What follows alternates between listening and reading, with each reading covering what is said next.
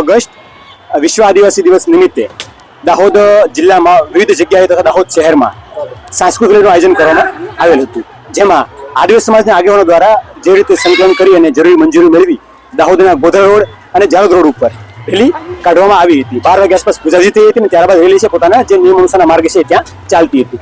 લગભગ 2 વાગ્યા આસપાસ રેલી પોતાનો અડધો રૂટ પૂર્ણ કરી નાખ્યો હતો. એ પછી મોવાલિયા ક્રોસિંગ રોડ વિસ્તાર છે ત્યાં આમ આદમી પાર્ટીના અમુક નેતાઓ અને લોકો આવી પોતાની પ્રાઇવેટ વ્હીકલ અને ડીજે દ્વારા રસ્તો જામ કર્યો હતો. જે જામ થવાને કારણે એમ્બ્યુલન્સ અને સરકારી બસીસ ફસાઈ ગઈ હતી, જેમને અમારા અધિકારીઓ દ્વારા વારંવાર સમજાવીને રેલીની ગરિમા રાખી રસ્તો ખુલ્લો કરી અને પોતે આગળની કાર્યવાહી કરી પ્રકારનું સમજાવ્યું હતું, છતાં પણ લોકોએ નહીં માની. અમે અન્ય અધિકારીઓ પહોંચ્યા હતા અને વારંવાર લગભગ અડધી પોણી કલાક સુધી સમજાવટ કરી હતી, છતાં પણ નહીં માનતા અને હલ્લાબોલ કરતા પોલીસ દ્વારા નિયમોસરની કાયદેસરની કાર્યવાહી કરી લોકોને ત્યાંથી વિખેરવામાં આવ્યા હતા.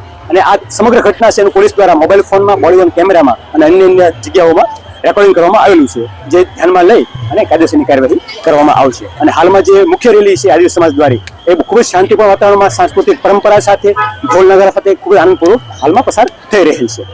ઘટનામાં કોઈને વાગ્યું છે કે શું?